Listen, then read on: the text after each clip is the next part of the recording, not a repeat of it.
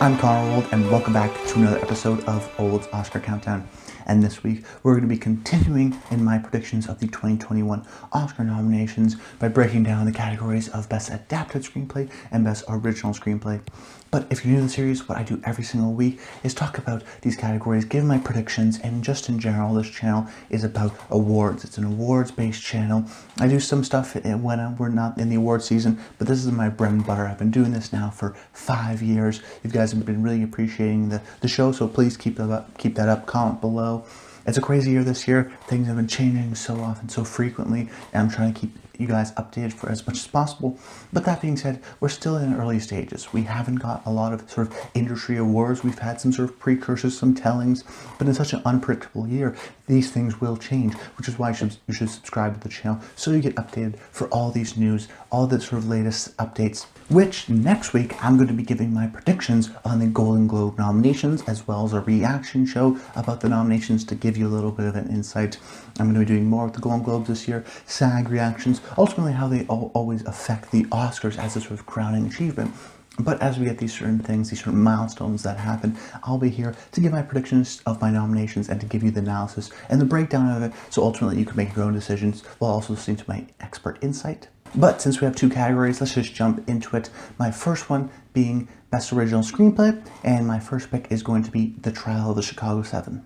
Now, I think this is pretty much a slam dunk for a nomination. I think the movie is very well liked and should be well liked, and is the sort of type of movie that has been done well in the Oscars in the past, but has also been doing well in the Oscars sort of season so far. The time period and the content are all right, but more importantly, it's got a unique authorship, it's got a unique vision from Aaron Sorkin, who is the most celebrated writer, I think, working today, particularly within screenplays. It's like him, it's Quentin Tarantino, it's David Mamet, although he doesn't work that often anymore. And that's because his dialogue is so unique. And for many people and many members of the Academy, I think they associate the screenplay with the dialogue, less so with things like structure, or just more so the story and specifically the dialogue. And Sorkin has that rapid, fast-paced dialogue. But also, it's within the courtroom drama, so it has this traditional structure that works, that is emotionally relevant, that has these moments of great Sorkin one-liners, less so of a walk and talk and more of in a room and the sort of interrupting and each person saying one more intelligent thing after another, and I think the members of the Academy will really respond to that. So not only is it Sorkin-esque, not only is the movie very well liked, but as a matter of fact, he's only written 4 scripts this decade, and 3 of the 4 have been nominated for Best Screenplay, and Steve Jobs, the 4th one, very much could have as well, so I very well expect this to get nominated. It's a movie that's well liked. Sorkin has his own unique style. Just lock it in. It's got the right content, the right period. It could be possible that the movie isn't very well liked at the end of the day, but I think this is still going to be an Oscar contender, so I think you should lock in the script here from Aaron Sorkin. My second pick is going to be Minari from Lee Isaac Chung. This is the A24 slot, as I'm calling it. See, every year there is an A24 movie or an indie movie. More recently, it's been this sort of A24 slot where, particularly in the category of Best Original Screenplay, we get a nomination like this, where it's the indie movie that maybe doesn't get a lot of other nominations, but is really well liked, critically beloved, gets a lot of the critics' elements, and at the very least gets the Best Original Screenplay nod. Now, last year I thought it would be The Farewell, but ultimately I think 1917 took that spot because of how well liked the movie is. But if you look past the few years, there's pretty much every year at least one, if not sometimes 2 movies where we get an A24 movie. Either it's an A24 movie that's a little bit weird and strange, or it's got a little bit more heart. So if you look at past years, you can see an A24 movie getting nominated in the Best Original Screenplay category in particular every single year. 2018, First Reformed, 2017, Lady Bird, 2016, The Lobster, and 20th Century Woman, and 2015 you have Ex Machina. So we see this year and year and year, and The Farewell was sort of the one miss, but I truly believe it was in that sort of 6th spot. If we believe Minari's potential, you know, a lot of people consider the Best Picture potential. I mean, I didn't mention it in my Best Director video, but you know, a lot of people really believe in that. We could see someone like Stephen Yeun from Minari get in, so the movie could pick up a lot of speed that way. But for sure, I think even if those things start to fall away, I still think Minari should get in here for Best Original Screenplay. Like I said, it's got the A24 element. It's about sort of American dream, about immigrants, Korean immigrants coming in here, starting life. It's also written in Korean, so now you could maybe say, at least in past years, you would be be able to say, oh, well, that's a knock against it. But if you look at last year, 2019, Parasite won Best Original Screenplay for being a foreign film. And the year before that, another foreign film, Roma, which was written in Spanish, was nominated for Best Original Screenplay as well. So it's not, if anything, I think that this foreign element, this other language that's not English element, adds to the success of something like Minari, and could very well be, if positioned right, a winner to actually win this award. Then my third pick, I'm going to go with Mank from Jack Fincher. Despite a lot of people sort of not believing in Mank so far, I'm sort of waiting back and seeing until I believe it, until these sort of industry awards come out, and if they don't recognize it, Mank could be the definite upset of the year. We have heard more and more mixed critical responses, and critical responses, more importantly, from the Academy members who found it a little bit boring and didn't get that sort of critical appreciation, where if the Academy members almost felt pressured by, say, the critics groups to nominate it, then they feel obligated to. But the fact that they haven't, it still means it's, I think, a little bit on the outskirts. But that being said, I still think, even if the movie doesn't even get a Best Picture nomination, it could still get in for Best Original Screenplay. And it's got a lot going for it. See, it's written by David Fincher's late father, Jack Fincher. We know the movie has a very sort of personal element to David Fincher, and this is actually written by his father who's passed away. They've nominated belated authors before, someone like August Wilson comes to mind, but also it's a movie that has, as much as it's sort of celebrated for the technical elements, it does have a very noticeable script. I really enjoyed the script. A lot of people maybe have problems with how it's structured and the storyline and sort of motivations that they maybe attribute to the script, but I think for a lot of people, like I mentioned, the dialogue is the screenplay. The dialogue is the script. So when you watch Mank, it's got mile-a-minute dialogue. It's got sort of that 40s kind of a screwball comedy, particularly with the scenes with Mank and Marion Davies, Amanda Seyfried's character, and Gary Oldman's character. Their back and forth is great. There's these long, extended speeches. Gary Oldman has one at the very end of the movie that are sort of grand and eloquent, and the sort of scripts that get rewarded are these scripts with great big speeches. It's got a lot of this sort of Hollywood nods and references to the movie. It has some of the political elements. All these little elements of the script itself should be well liked. And then if you believe that the movie is well liked, if you believe that Mank is still sort of a multiple nomination movie, then you sort of believe that, like I do, that this is still an original screenplay contender that can still get nominated. Now, who knows? In a couple of weeks, we're going to figure out, next week we're going to see the Golden Globes. In a couple of weeks, we're going to get the WGA nominations, and they can definitely be left out of that, and Mank can just totally fall away. But with the personal element, the fact that I think Mank is still an Oscar contender, the fact that it has that sort of whip-fast dialogue, and I think when you watch the movie, at least when I did, it was like, wow, I think that was really sort of at least flashy in terms of its writing. I really enjoyed the writing. I thought it was very well done, but it is very flashy in your face, which I think will associate a lot of people with good writing. Then with my fourth pick, I'm going to go with the original movie that's not for kids and is a total existential nightmare.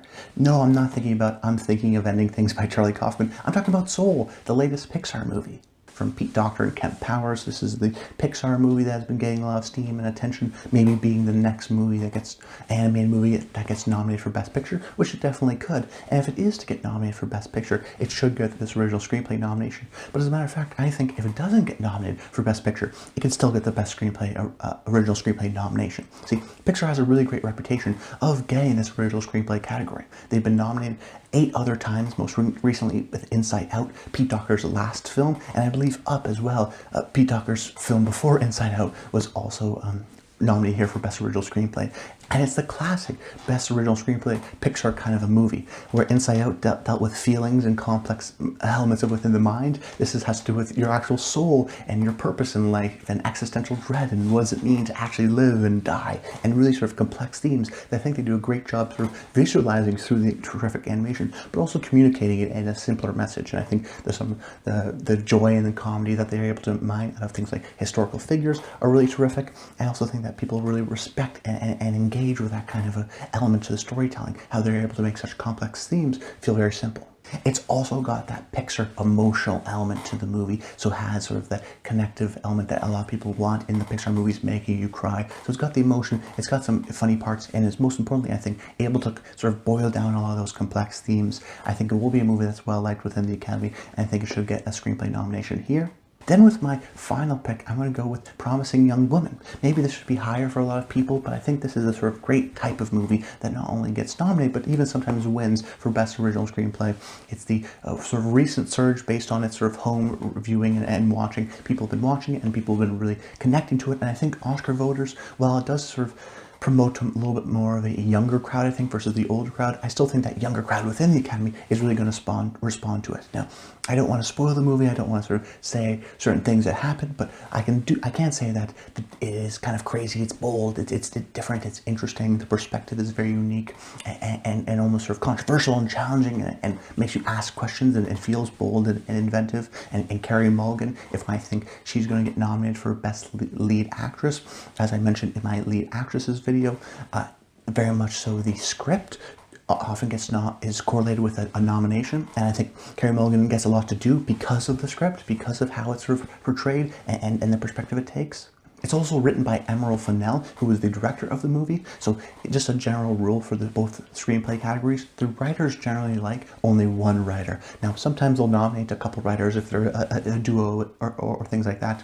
But generally, it's looked down upon within the industry if a movie has 5 or 6 writers, because it means it's been rewritten. It means it's not someone's sort of sole vision or authorship. And that's why I'm going with movies like Minari with Lee Isaac Chung, or Mank just has Jack Fincher. These sort of one-person titles really help and go a long way in terms of just signifying the originality of it and sort of the vision, which I think gets bonus points for Emerald Fennell, where I don't think she gets in for Best Director. It could also fit, while not distributed by A24, sort of fits that A24 slot in the sense of something like First Reformed or The Lobster, that it is a little bit weird, is a bit stranger, that sort of indie movie with a unique original idea. It's also focus features, sort of big play, aside from something like Emma, which I do think will get some technical nominations. But like I mentioned before, just jumping off the point I was mentioning, that the actors and the writing, the acting nominations very much have a connection. That if you're going to get nominated for Best Actor, the chances are of you getting nominated for Best Screenplay are very high, and vice versa.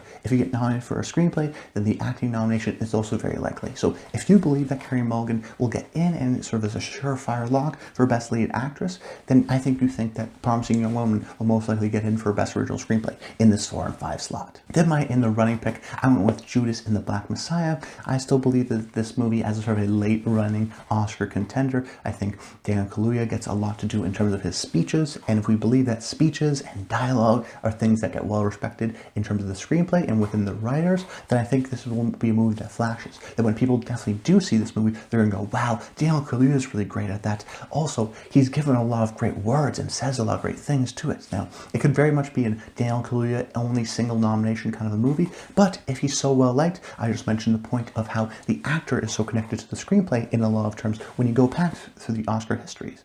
And if you look at the last 5 years, an average of 3.2 of the original screenplay nominations also had acting nominations. So that just gives you a little bit more of a sign that, Soul's probably not going to get an acting nomination. There could be a scenario where Minari doesn't get one. So then you start to think, okay, well, Promising Young Woman could very much get in. If I believe in Carey Mulligan a lot, maybe Daniel Kaluuya gets in. So then for Judas and the Black Messiah gets in for Best Original Screenplay.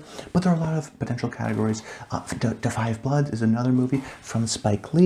The one reason why I didn't have it sort of in the 5, I think, is that the movie's sort of hard to judge. I think it's a movie that was maybe released too early, all the way back in March. It's been forgotten for a lot of people. I think a lot of Academy members also may think, oh, we just gave Spike the win just a couple years ago. He got his due. Maybe we don't want to celebrate him just again, so recently after he just won.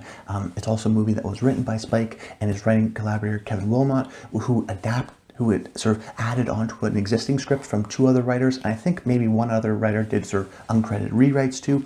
So there's going to be a lot of names on the script, which sort of knocks it down a couple places within the writers that, it was a rewrite, there wasn't sort of a sole vision. Maybe they want to give Spike the directing. Do we really like Da 5 Bloods as an Oscar contender? All these things sort of circle around as questions we're not exactly sure of, so that's why I have it down here. And then there's a couple others that you have to be aware of. Something like Malcolm and Marie could be very much an Oscar contender. The issue is, no one's really seen it. We don't know how well it's going to be. This will be for Sam Levinson, who did the show Euphoria with Zendaya, so that could be sort of a late surge quarantine movie that is really well celebrated, but we just don't know at this point, so right now it's still in the running. And then depending on how a movie like Sound of Metal, it's becoming more and more well-liked. think Riz Ahmed, we think Paul Raci, it could get in for, picture as well. So in that case, maybe it gets in for original screenplay as well. Hard to say. It's not necessarily, it's very much, in my opinion, a visual and auditory kind of a movie, less so of a screenplay. But if the movie is well liked, we've seen time and time again, people just like the movie so much, they'll also go nominate it for Best Original Screenplay. But now jumping to the second category of this video, Best Adapted Screenplay, my first pick is going to go with Nomadland. Now I should mention that these rankings are off to do with the likelihood that they're going to get nominated, which is why I have Nomadland all the way at the top here. However, there could be a scenario where it doesn't win at all, and even though it could be the picture winner, it could be the director winner, it could miss out here on screenplay, but it could sweep all three like something like Parasite did last year. Those are, while uncommon, they can still happen. But jumping off the point I just made, this idea that, a screenplay has to be unique and different more applies specifically to the Best Original Screenplay category, but also we have to factor in if the movie is very well liked. At the end of the day, for a lot of these people, if you like a movie like Nomadland, you're going to nominate it in every single category. We saw that something with last year, 1917, with the sort of late surge that got it a Best Original Screenplay nomination. Now, I thought that was an A24 slot saved for The Farewell, but the movie of 1917 was so liked, so well more seen, and so well more liked than something like The Farewell that it sort of overcame. And even though 1917 doesn't really have a great or a recognizable story or script, that's not the main sort of features of the movie, it doesn't matter because it's really well liked, so it got nominated. So those are the things we have to factor in, which is why I think Nomadland is almost locked in for nomination. Chloe Zhao should be nominated, I think, 4 times for editing, picture directing, and writing. So that will be, I think, the first time since Alfonso Cuarón with Roma. So that will be very interesting that a person gets nominated 4 times. And if that does happen, they almost show the sort of strong support for someone like Chloe Zhao. But it's still a script, it's still a movie that's well liked. Its sort of focus is sort of that visual style, but there's real moments of connection between Frances McDormand and David Strathairn, and their sort of love and sort of will they, won't they kind of connection in the movie is real and is sort of have those movie star moments that you want within the movie. So it's not like it's a movie that's completely devoid of dialogue or anything. It just has a little bit more of a focus on visual style. But regardless, it's in my #1 spot because I think the movie's so well liked that I think it's a shoo-in for a nomination. Then my second pick, I'm going to go with Ma Rainey's Black Bottom. This was a play based on August Wilson's play of the same name. However, he didn't adapt the screenplay like he did with Fences a couple years ago. This honor went to Ruben Santiago Hudson, who's a previous actor, and I think this is his first script. But regardless, I think that people will still appreciate the movie because of the sort of play-like flowery dialogue. But for as good as the movie is for having a couple different extra locations and interesting camera work that makes it feel less like a play, it still feels like a play in certain elements because of the dialogue, because of that great August Wilson elements that are brought to the film in these great long speeches. And if we believe what I said before, this idea that the screenplay and the acting nominations are very much linked together, well, right now Chadwick Boseman and Viola Davis are the front runners to win in both their categories, so that's a big deal. So we definitely should expect Ma Rainey to get nominated, if not win. I think those speeches, the sort of great dialogue and the way they explain things feels like a play, but that just means that it had, the play is very much a writer's medium. So when adapted here, talking about things like the Black experience and the music system and standing up for yourself and elements like that, there is sort of social elements and issues to be talked about, but also sort of great flowery speeches and great moments of just the written word. It's also a movie that is very well liked with strong acting performances, so all these things should help Ma Rainey get in. And if we really think it's an Oscar contender, if we really think it has a shot at winning Best Picture, well then this has very much a shot at winning Best Adapted Screenplay. Some people may sort of knock it down because it's not adapted by the actual playwright, that most of the time when this happens, the playwright is the person who is adapting their own work. But that being said, I still think there's a lot of August Wilson isms and speeches that are directed and adapted based directly from the play that it'll be appreciated enough so that it gets the sort of nomination. Then my third pick is One Night in Miami, which is adapted from the playwright Kemp Powers, who also wrote, co-wrote Soul, so he could be a dual nomination, funnily enough. Now, you may say, what, Connor, another play here? Do they really like to nominate plays? But the fact is that One Night in Miami and Ma Rainey's, I believe to be as strong Oscar contenders. I believe them to both get acting nominations, screenplay, and Law of Respect on the above the line. Now, One Night One Night in Miami is a movie that people have been starting to see for a couple weeks. Has been on Amazon Prime, so the public has been starting to see it. And I think they've been really responding to the elements of sort of the social justice and the big topics that this film tackles, and a lot of that has to do with the script. So it has the great dialogue and the sort of one-room setting that has the focus on the speeches, on the dialogue. But also, I think it does a great job at sort of identifying the characteristics that we associate with these men and sort of emphasizing them and stressing them. For example, someone like Muhammad Ali, who is known for one of the best one-liners, is very funny within the movie, but can be also very serious. And then someone like Malcolm X, who has these big impassioned speeches. That's what the sort of his public reputation has been over the years. That is very much explored and shown again. So the people in the movie aren't like, oh, is that what Malcolm X really was like? There is a little bit more of their personal lives, but it still sort of stays true to what we think they are. They sort of deliver in that element, but they also talk about larger experiences, and the movie has these sort of uncomfortable conversations about their influence on Black culture, their responsibility, what they should do, how they sort of take on that load, or how they should maybe don't want that. Sort of the different perspectives there are very interesting, and it's a philosophical, almost ideological kind of a battle within the movie. Each actor has a lot. It has their own chance to have that big impactful speech. It talks about these larger social issues, has the big impactful speeches. So there's a lot of elements going for it in terms of the script itself. Well, I also think One Night in Miami, maybe slipping a little bit, is still a movie that should be well liked and well nominated, particularly above the line. Then my fourth pick is going to be The Father, another movie based on a play. And you may go, Connor, why are we so focused on plays? Well, the truth of the matter is that I think One Night in Miami, The Father, and Ma Rainey are going to be serious sort of top 10, top 6 kind of Oscar contenders, that these will be sort of the movies that are very well liked. Now you may say, oh, well, maybe there's going to be a play bias, maybe one of them is going to get left out, and that actually may be true. And the fact is that not since 1983 have there been more than 2 nominations in the same year for a play. That most of the time these adapted screenplays come from books, and usually there's 1 play a year. But you have to go all the way back to 1983, where there was 4 out of the 5 nominations were from plays, and they didn't even win. It ultimately went to Terms of Endearment. But still, I think that they're not going to look at that too closely. I don't think that, well, Ma Rainey and One Night in Miami feel very much like plays. I'm not exactly sure if The Father does, because it's set in the house and has a sort of unique, differing perspective. If it does have anything, I think The Father has a lot of benefits. It's written and directed by Florian Zeller, the playwright who created the play, and is sort of seen as this great sort of playwright within the sort of European system. So we mentioned last week the sophistication of someone like Florian Zeller potentially getting in for Best Director because he's sort of the international intrigue. But if he's not going to get in for director, I do think he will get in for here, because I think The Father is well liked. I think if they like Anthony Hopkins and Olivia Colman so much, then The Father should get in ultimately for the nomination. But you know what? This race is still up in the air. Nomadland, I'm not exactly sure if it may win, but you know what? Ma Rainey could win, but One Night in Miami could win, or The Father could win. There are all these plays, so they may cancel each other out and may allow for a last-minute surge. It's hard to tell right now, but ultimately, if we're using the 1917 rule, the fact that if a movie is very well liked, it doesn't matter if the movie itself is not heavily in the dialogue, it should still get nominated. And I think that's the situation here with The Father, still based on a play and still has these sort of great witty dialogue and the looks and certain things that Hopkins brings to the character, and the sort of his interaction with his daughter and Olivia Colman.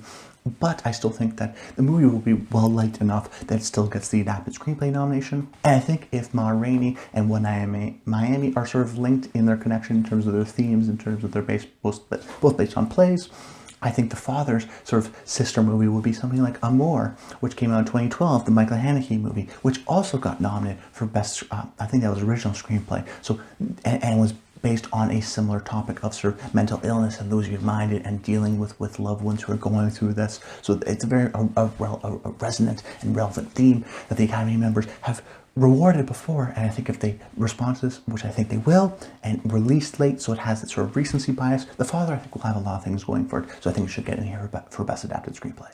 And the most obvious example of what I'm deeming the 1917 rule is News of the World. This is a movie which has even less dialogue than something like The Father, and is not based on a play and doesn't have that great command of the written word per se. It's still a really old-fashioned, great Western movie, but it's still a movie that has sort of action sequences. There's moments where Tom Hanks and the little girl, Helena Zengel, don't talk at all and just talk through sort of eye glances and performances in that respect. So It's not to say that this is a super speech-worthy, dialogue-heavy movie that usually gets rewarded in these categories. But that being said, I believe in News of the World as an Oscar contender. I think it will get in for Best Director. I think it will get in for Best Picture, and will get a lot of those sort of technical respects. And sometimes, you know, there's movies like Dunkirk, which gets a lot of love, but then doesn't get something like Screenplay. Gets a lot of technical, gets picture, gets director, but then doesn't get Screenplay. But then there's something like 1917, which does get that Screenplay nomination, and technical, and director, and picture,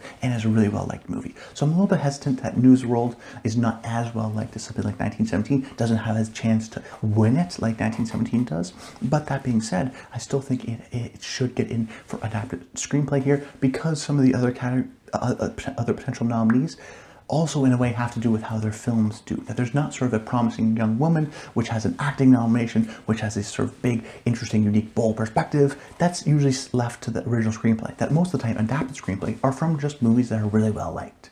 But that being said, the movie is still about a storyteller, about someone who reads the news to people in the sort of Civil War era in sort of the West, and telling people where the news hasn't gotten to them yet, and telling them the news and the stories. And that's kind of what Tom Hanks' character is. Now, it evolves into more of a man on the mission kind of a type later on in the movie. But that being said, I still think, like I said, it's a well-liked movie. It's still kind of a movie about a writer, which the writers love the storyteller element.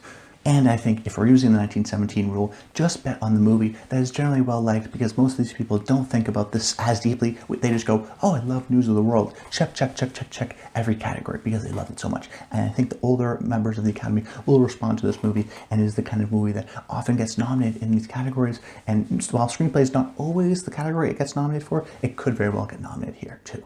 Then my in the running, my first pick is going to be I'm Thinking of Ending Things from Charlie Kaufman. Now, this is a guy who is very well respected. He's been nominated 4 other times, 3 times for his scripts, but he is generally, I think, seen more as the original screenplay kind of a guy. He's not seen as adapting someone else's work and doing a great job. He's seen as doing Being John Malkovich, which is weird and unadaptable and couldn't be filmed, and sort of the weird movies that are so great to read but maybe aren't able to be seen. And then when they're able to be seen and they turn out to be great movies, he's very well respected for having that unique Kaufman-esque kind of a visual style to him. And I think he is a very well respected writer, but my issue with I'm Thinking of Ending Things is just the movie itself. I'm not sure if Toni Collette will get in for Best Supporting Actress. It's a possibility, but that's really the film's only chances, unless someone like Jessie Buckley comes out of nowhere. It's also a movie that I think is very strange. It has a lot of references that if you're not a Pauline Kaelite, you may not totally understand. I mean, even myself, who's really into movies, a lot of the stuff just went all over my head that you have to read after things. And I think for the Academy members, they can just be sort of so confused by the movie that they'll be sort of frustrated that it's not as cute and clever as something like Being John Malkovich, which is like going inside the head of John Malkovich's, you know, the actor's head. Kind of makes sense. But I'm Thinking of Ending Things is like changing in different perspectives and jumping in time, and you're not exactly sure what's going on. And that's what makes it a great movie, and the uneasiness. And actually, I read the book I'm Thinking of Ending Things, and how Charlie adapted it to make it his own and make it original and Kaufman-esque in his way is great, and I think it's a terrific adaptation. But I'm just not sure if the movie itself is going to resonate enough with Academy members, but also just a little bit too weird for them to nominate or even see it in the first place. It's just not a strong enough movie in terms of the Oscar chances for people to go, hey, you also have to check out I'm Thinking of Ending Things. It could get nominated for a bunch of other things, so you have to watch it, and maybe you nominate for screenplay. It's just not one of those type of movies. Then I also want to mention Billie Holiday versus the United States, which is a movie that's coming out late and could be the big potential awards contender that it could be. It could get in for Lee Daniels for director. I definitely think it's going to get in for Andrew Day for playing Billie Holiday for Best Lead Actress. And like I said, there's that connection between actor and a screenplay nomination, so that could come in. But right now, I don't think it will be a movie that has sort of heavy dialogue. It'll be mostly for the acting and for the story and sort of the performances and that kind of a movie and that biopic format, rather than having a very unique. It's not based on a play, for example, so it won't have those big flowery speeches. So I think right now it's hard to say. It could have that sort of passion later on, but we haven't seen the movie yet, so we don't know. And right now I think News of the World is just a little bit more of a stronger movie in terms of its Oscar chances, so therefore I went with something like News of the World and not something like Billie Holiday. But that's about it, guys. I hope you enjoyed the video. Make sure you comment below. Let me know some of your picks for both of these categories. Your picks for Best Original Screenplay, for Best Adapted Screenplay. Do you think something like Sound of Metal has real Oscar chances and could get in? What are your opinions on something like Malcolm and Marie? Could that actually be a serious Oscar contender? All these questions, I'd like you to comment down below. Let me know. Subscribe to the channel so you never miss a video, and like the video. That always helps too. But that's about it, guys. Until next time, stay tuned.